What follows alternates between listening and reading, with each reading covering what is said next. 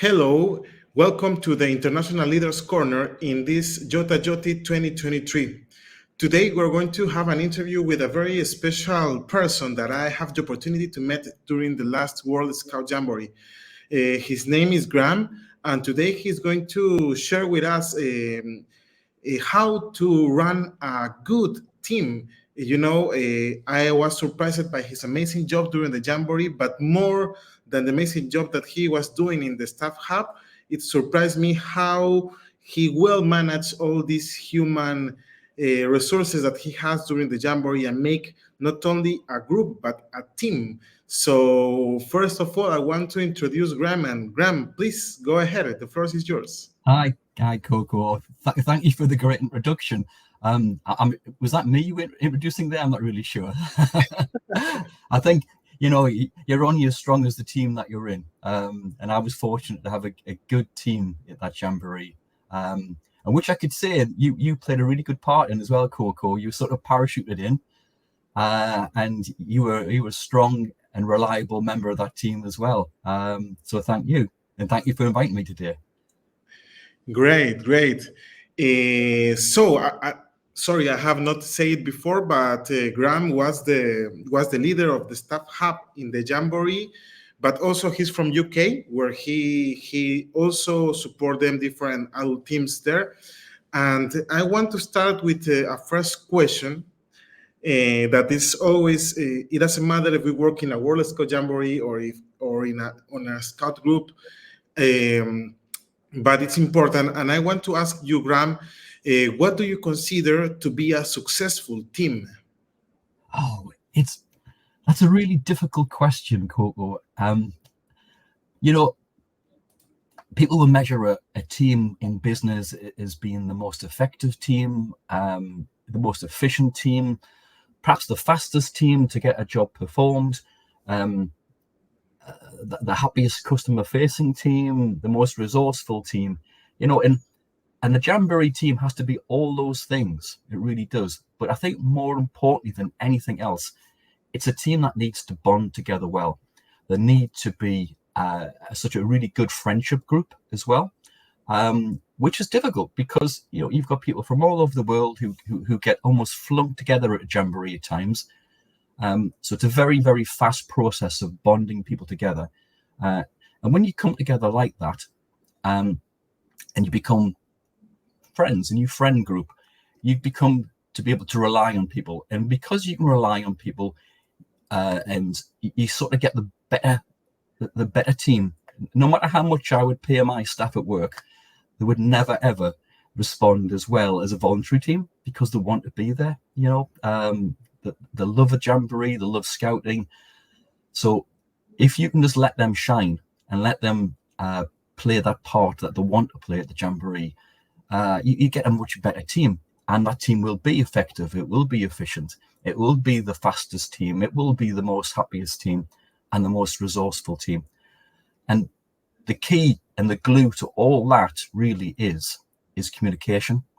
So that would be communication before the event, it'll be communication during the event.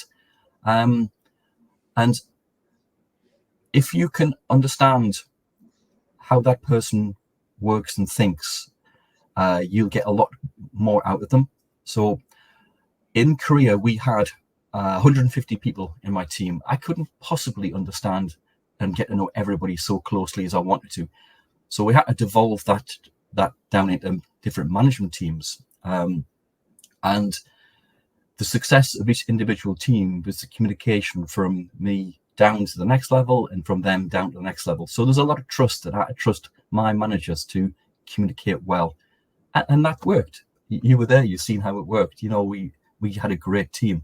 So communication, that's what it's all about, before, during, and during the event. Communication, yes, and yes, I saw it. It was incredible how empowered were your team. And I would like to ask to continue this. And when we talk about people, humans, we talk about expectations, no? So we face the own personal expectations, and of course, when you go to this kind of events or any event that you go as a scout, you have, as an adult, you have your expectations of what is going to happen, but also the team, as a body that needs to fulfill a task, to do a job, has their own expectations as well, no? What do you think about aligning this personal and the team expectations? Everybody has an idea in their head what the Jamboree is going to be about. And Korea was a really good example how expectation didn't meet the reality. So you were there, Coco. We went through some tough times. So by bonding the team together, by understanding how people worked and how they ticked a little bit, you could realign their expectation a little bit. So, for example, we didn't have all the resources we expected in Korea. It became a very difficult situation at times. But by talking to the team, by reassuring them, by not making false promises, I was able to realign expectations a little bit and to let people know that, we will get through this. This is going to be tough. It's going to be tough. And I will always say at a Jamboree, no matter, not just Korea, every big international event I've been to, the first 3 or 4 days are not going to be what you thought they were going to be. We're going to have 2 days of preparing for the IST or the young people to arrive. Then there's going to be 2 days of absolute chaos. And that chaos mightn't be anything you expected it to be, but it's normal. It's normal. We will work really hard. We'll probably not go to sleep. We'll probably work very long shifts, but it will sort itself out after a couple of days. And every event I've ever been to tends to be like that. So just before everybody arrived, we had some team meetings, and I put that message across. It's going to be mad. It's going to be mad for a couple of days. Don't think this is going to be the worst event of your life. It's not. It will become better. The beginning is always the most difficult part. And then when you get past that stage and you come into some sort of normality, and you realize, so what I told a lot of my team managers, if you've got somebody on your team who this wasn't what they thought it was going to be, chat with them, find out what role they thought they wanted to do. Not if we've advertised wrongly, if they've applied for the wrong type of role or it wasn't what they thought it was going to be. We can always find another job for them. We don't want to have somebody sitting for 5, 6, 7 days doing the wrong job and walk away from the Jamboree upset that wasn't for them, that wasn't what they wanted to do, or worse, not come to work because it wasn't the job for them. So we moved people around departments. A good example was a guy we had on our help desk team. He was really experienced in Jamborees, very knowledgeable, and I thought he'd be really good on one of the help desk teams because, and he could answer just about any question. He'd been there before, he understood how the whole thing worked. But he hated sitting down behind a desk, absolutely hated it. So I said, well, what it is you want to do? And he said, Graeme, I want to be out there. I want to be doing something with my hands. So we did. We just changed his job, literally changed his job. And we'll put him on the maintenance side. And he was happy as anybody. So his expectation, my expectations weren't quite aligned properly. But day 3, day 4, everybody was happy again. So, yeah. So set the scene at the beginning. Yes, and like what you mentioned, because it's about be a good listener, and in order to start exploring that, I would like, there are some values that a leader needs to have, a person that needs to work with other people and lead them needs to have, and I would like to ask you, what do you think are the most important values of a team leader? Well, Coco, you've got to be a good communicator. You really do. But more importantly, I think you've got to be a good listener. And you've mentioned that in your build up to this question. You've got to understand what people are expecting from this event. This is not a paid job. It's not work. They haven't come to get a wage every week. They've come to have fun. They've come to a jamboree. They've got a high expectation. So you've really got to be able to listen to what people want to do, what they thought they were going to do, realign their expectations a little bit. So as a team leader, as a manager, my communication skills are one thing, but my listening skills are probably, I would say, are more important. And then there's a whole other raft of skills as well that you've either have to develop as you progress through different events, or perhaps because the job you've got, you may already have them. But to me, one of my personal skills that I think gets me through no end of problems is being able to multitask and to problem solve. And I find that no matter what scouting event I get myself involved with, you do end up having to be a fantastic multitasker.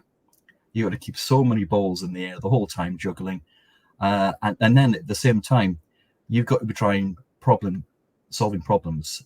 Some of these problems might seem incredibly small to me, but they're incredibly important to other people. So again, you've got to be able to listen, communicate, weigh that up. And sometimes it's almost like a triage sort of system. You've got to realize there's a few quick wins when you're solving problems, but to some people, a small problem means quite a lot. And then we had a lot of upset people in Korea, as you remember, Coco. We couldn't get pallets. Pallets were it became a bad word. We weren't allowed to say the word pallet in the end. It sounded quite trivial. If you weren't in Korea, it sounds really trivial. Why did anybody want a pallet? But a pallet was the difference between having a wet tent and a dry tent, and having all your clothes dry and above ground level. And that became the most emotive thing to some people to sort that problem out. So that became the focus for a couple of days. You remember, Coco, it was a couple of days of trying to find pallets and trying to solve problems and solving that problem for one person. So from my point of view, is getting back to your question, as a team leader, as a chief, or whatever your title might be, you've got to bring all those skills in. Communicate, listen to the situation, talk to people, weigh up how you can get some quick wins. Because if you get some quick wins, your team also feel happy as well. Not just the recipients, but your team feel good about themselves because you've actually solved some problems for a change. Because there was a lot of times we couldn't solve problems. So being able to resolve something. I remember one day, one of the girls off the help desk team, she just appeared with 3 big rolls of toilet rolls. The smile on her face was unbelievable because she'd found some toilet rolls. And that was such a small little win, but it lifted the mood of the team. Everybody was just laughing, and we couldn't believe she walked in with these huge big rolls of toilet rolls. And it was a small little win, but for the team it was a huge win, and for the campers it was a massive win because we found toilet rolls. There wasn't any toilet rolls. Yes. I want to talking about little quick wins. I want to mention the ice creams and why the ice creams. Yes. For me, as an adult leader working with young people, always the ice creams is a resource to encourage, to change the motivation. Can be a bad day, but then hey, an ice cream changes things. So, I let me take the word here, and it was awesome because in the moment that we were doing, I don't know, coordinated things were not happening. I remember that you come to me and you explain me a couple of things, and at the end you told me, "Do you want an ice cream?" And for me, it was on my head with all the things. An ice cream, yes. So we have an ice cream. It was like, okay, yes, we have things to do. Yes, we have things to face, but an ice cream. Let's have an ice cream. Yeah. And I appreciate that the effort that you have for all your team, and that they can have this not always, but with some frequency. So they have this little detail that makes the difference for them. You're right, Coco. It was a small thing, but it meant an awful lot. When we were, you'll remember the heat. It was unbearable at times, and we were fortunate that we weren't in the direct sunlight. We were in a big open-sided tent, but there was no air moving in there, so we had some fans blowing, but even that didn't really help. So just being able to, I used to walk down the help desk line and chat everybody and said, "How are you doing? Are you okay?" Yeah, I'm okay. I said, "Do you want an ice cream?" They couldn't leave the desk because there was a queue a mile long, and I'd come back with ice creams. Now, I'll let you into a secret. We were given a small budget for the team, and one of my managers reappeared one day with a box full of ice creams, and I said to her, where have you got them from?" She said, "Well, I've repurposed the budget. Are you all right with that, Graeme?" I went, "Yep, I'm all right with that." So we then, every day, we repurposed our little budget, which was supposed to be for probably something totally different. I don't really know. I don't think I was ever told what the budget was for. And we used that budget every day in the convenience store and bought hundreds of ice lollies and ice creams. And we had a chest freezer, and we filled it. And we also put water in there as well, bottles of water. So it was a small thing every day. The morning shift, the afternoon shift, the evening shift. "Do you want an ice cream?" Yeah. It put a smile on people's faces, Coco. It really did. Yes, and for the record, this space staff hub at some point, I think almost all the event works 24 hours. It's not like it works only 8 hours, and no. Yeah. They work Yeah. all day, and that's important that we make a notice here. So I mentioned earlier about the initial madness of an event, and we did. I think it was 4 solid days that we worked for 24 hours. Now, you can't expect your team to work like that all the time. So what we did was we put in a shift system. And you remember, Coco? So everybody knew where they were. Everybody knew what shift they were on. Everybody knew how many hours was expected of them. And because we did that, because it was all very clear and understood, nobody got burnt out. Nobody was working too hard because we had that shift pattern that kept moving all the time, which worked really well. And I remember the first evening, the 11 o'clock was supposed to be the end of the shift, and we hadn't achieved an 11 o'clock finish time yet. And that first night, 11 o'clock, we said, right, that's it. We can shut the door, metaphorically speaking, because there was no door. And that was the end of the shift. And we didn't start again until 6 o'clock the next morning. And I was up there at 6 o'clock. The first shift were there working, and there was no queue. There was nobody in the queue. It's like, ooh, I think we've just hit some normal time, and we're past the madness, and the normal arrived. So yeah. But it was hard work. Yes, I can imagine. And ice creams healed a few wounds. Yes. It was the little band-aid to the band-aid, yes. Yes. And moving a little more on, so all this adventure has happened. You need to develop the confidence of the team. You need to build the trust of the team, and then start some point that it's needed when we talk about adult teams in scouting, and it's the recognition. Recognition is something crucial when we work with volunteers. So what are your best practices for giving recognition to your team members? Oh, Coco, it's so simple. Just say thank you and give them ice creams. So we had a big team. And I couldn't always be there at every single small team meeting. But what I would do on an afternoon, I would walk around where every department was, and I would chat to people and just say thank you and is everything okay?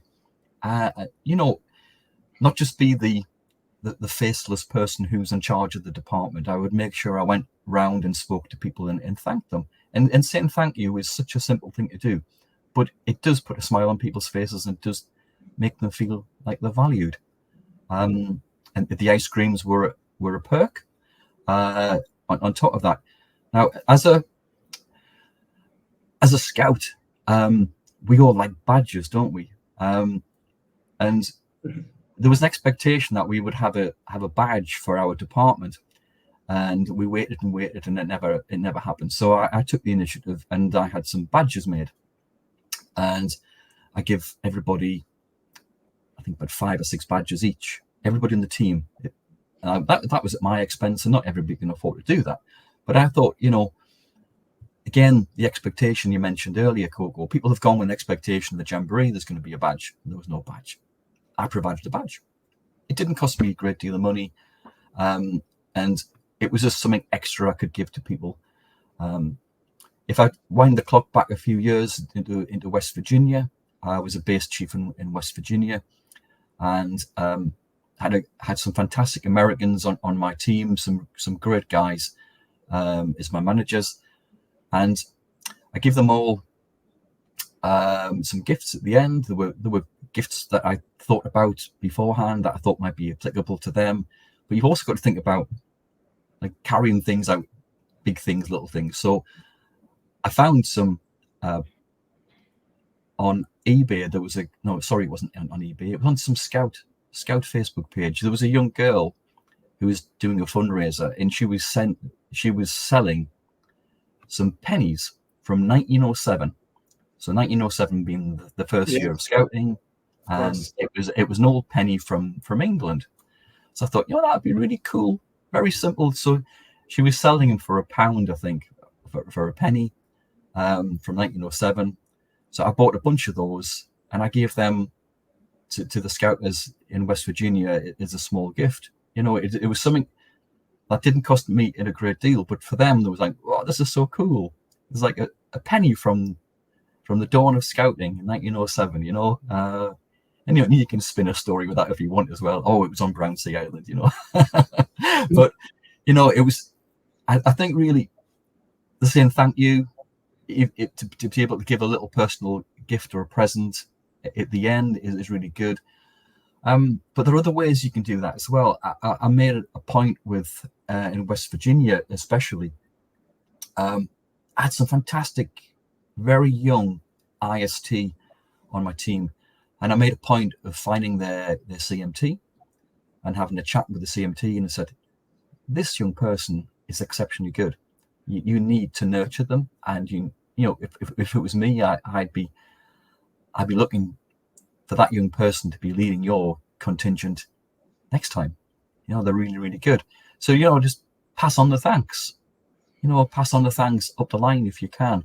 And the last thing perhaps you could do as well, I had an amazing young lady working on our team in Korea.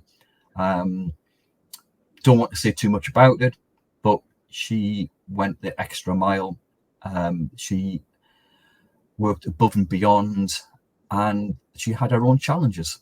And I've spoken to her NSOs about what could be done to recognise her achievement and her just the extra giving she did. She was just amazing, absolutely amazing. And she inspired me every single day. I couldn't believe it. So yeah, there's lots of things you can do, Coco. I'm very fortunate in the UK that I sit on the national awards team for United Kingdom. So I know how important it is to say thank you, and how important it is to recognise the service that we give in scouting. We all enjoy it, and we always say we don't do it for thanks, but it's nice for people to say thank you. It really is. Yes, and I like always this approach to create a little symbol. This coin that you mentioned, this badge that you give, that connect us with the people, and make remember these things. This, instead of just saying one time, each time that you see it again, it's like a thing again, and it's something that keeps in the person, and the feeling. It's really great. So yes, I Yeah, agree yeah, 100% yeah. with that. Can you remember my big hat? Yes, Oh, yes, yes. oh, I've You to this guy from Philippines, no? that's right. Yeah. So, Yes, he was so, so happy when I see him. He was his smile was amazing, amazing. so that guy's Jade. Jade is an amazing guy. He worked for me in West Virginia on one of the teams, one of the subcamp teams, and we kept in touch. So when I was looking to build a team for Korea, uh, uh, I'm sorry if I'm stealing your thunder here, but you need to find some key players within your team, people who you can rely on a little bit. You don't rely too much on the chance of having the right people in your team. You try to get some key players and people who you know you can trust and rely upon. And I remember this guy Jade, and I thought, he would be amazing, absolutely amazing on my team. So we got in touch, and he said yes. He came over, and you know what he was like. He was just absolutely brilliant, absolutely brilliant. Never stopped the whole time. Never stop. And I always wear these this big sun jungle hat, a big pith helmet. Type And safari. I feel it like yeah, safari. to keep the sun off me. And at the end of a jamboree, I tend to give it away. So in America, I give it away to a guy called Steve, who was a lovely American lad, who helped us an awful lot. And then this time I gave it to Jade, and as you say, he was quite made up with the whole thing. he was very happy, and again, it was just a small thing, but it meant quite a lot to him. Yes, that's the most important, no? Yeah. Great, great. I just want to ask you if to wrap up this, if you can share us some anecdote about a major challenge you have faced with an adult team. Oh,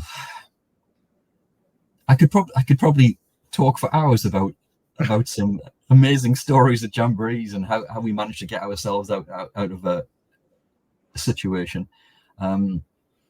We touched on before about the pallets.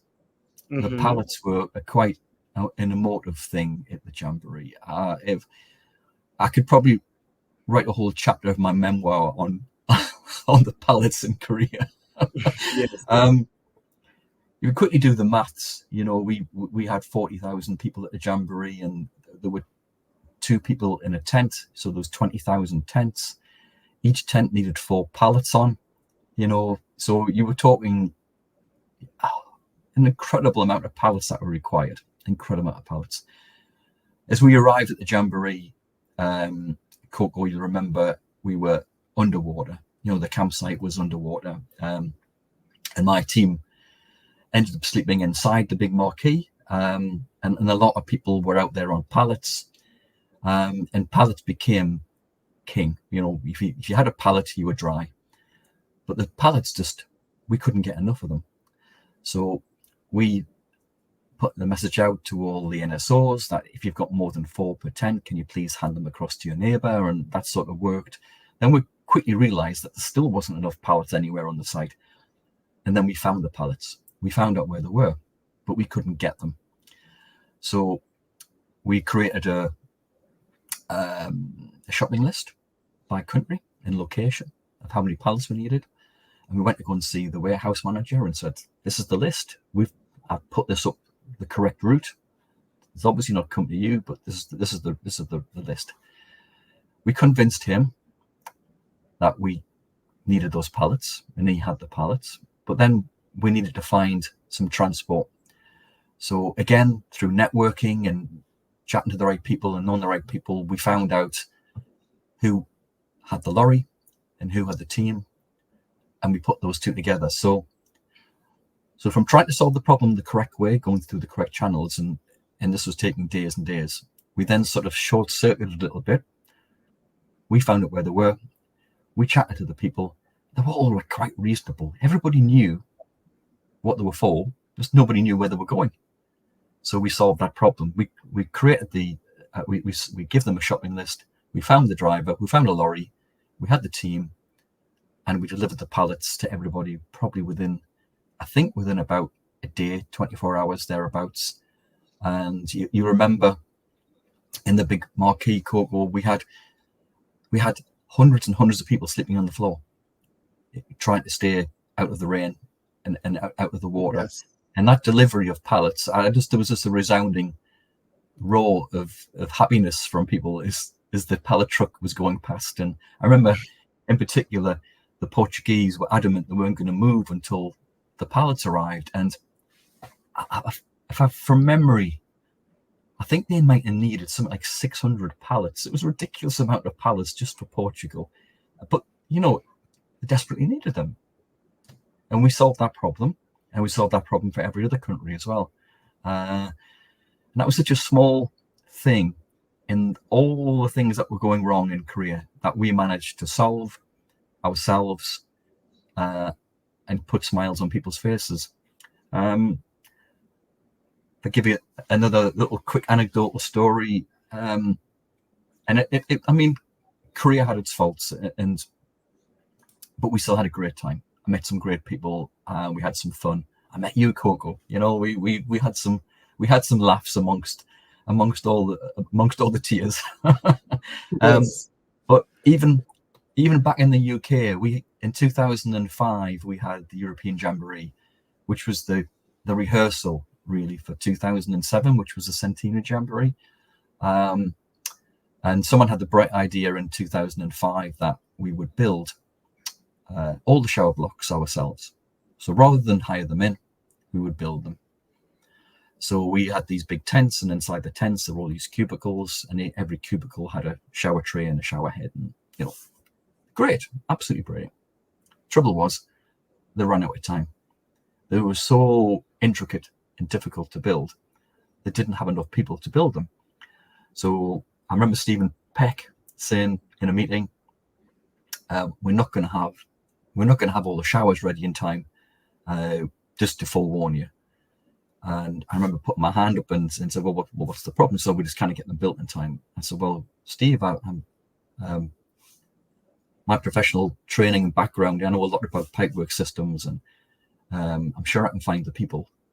We could put them together. And he said, right, if you think you can, Graeme, what do you need? So we got a van.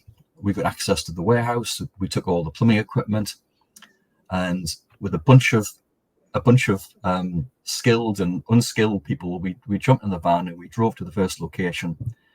There was one shower block already built. We took some photographs and some sketches, and then we started to build the next one. It didn't quite work. We reconnected some pipes, and then it worked.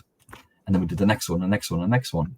And when the young people arrived, all the showers worked. We were incredibly tired because we'd never stopped working. But, it was just roll your sleeves up and get on and do it. So rather than just resign to the fact that there wasn't going to be enough showers, I was convinced we could solve that problem, and we did, and we got on and we solved that problem. And nobody at the camp, when all the young people and the adults arrived, nobody realized what had happened. But we did. We had the satisfaction of knowing what had happened. Mm-hmm, mm-hmm. But just, every jamboree comes with a story, and I'm sure everybody who was in Korea, or might have been West Virginia, or in Japan, they'll quickly put all the bad memories behind them, and they will then remember all the good things, all the lovely people that they met at the jamboree, and all the good stories will be remembered, and even some of the tragedies and bad parts of it, the edges will be knocked off and it'll be polished a little bit, and it'll become, Yes. we survived that, and we made it better for people. So yeah, and that's the beauty of a jamboree, Coco, is, and any international event, you've got your people from all over the world come together and they bond together as a team, and that bonding together and that supporting of each other just makes the memories. My team in Korea, all my management level. We still chat probably daily on WhatsApp. You know, there might be just a joke shared or a memory shared, and social media. Then, you know, it now allows us to keep in contact with each other all over the world all the time. I mentioned Jade earlier. He's got some personal problems going on at the moment with his mum. His mum's not fantastically well, and I was dropping a message, you know, thinking about you, you know, and it's just the Jamboree bonded a bunch of strangers together in one respect, and we all come out the better of it with our little stories that we can tell forever about.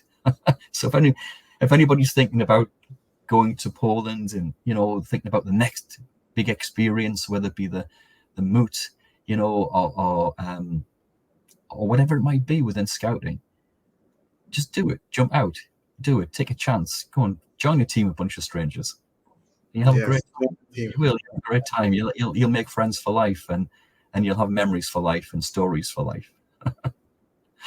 Great. Thank you very much, Graeme, for all these nice answers, but also nice anecdotes about all your work, development teams, and not only development teams, but bonding people and making them experience new things. Thank you very much for all your. Could I just round up by saying something? You know, of course. We were very fortunate for you to join our team. And you know, you sit there on WASM, Coco, and everybody would probably expect that the guy from WASM to come and stand at one side and just watch and you know, criticize and say how we could do things better. But you didn't. You weren't like that at all. You jumped in. You got your hands dirty. You rolled your sleeves up. You were carrying things and building things, and you just made the whole team even better than it was before. You know. And you know, you were just a true scout, and you got in, and we've now got this friendship as well, Coco. You know, just unexpected friendship with somebody else across the world. You know, it's just absolutely amazing. So yeah, I want to thank you. I want to thank you for everything you did for our team as well. You were amazing. No, I'm proud to serve as scouting, and I'm proud to meet all of you, all your amazing team, and see your amazing work. You inspire us, Graeme. Thank you very much. Thank you, everybody. See you next time. Bye bye. Bye bye.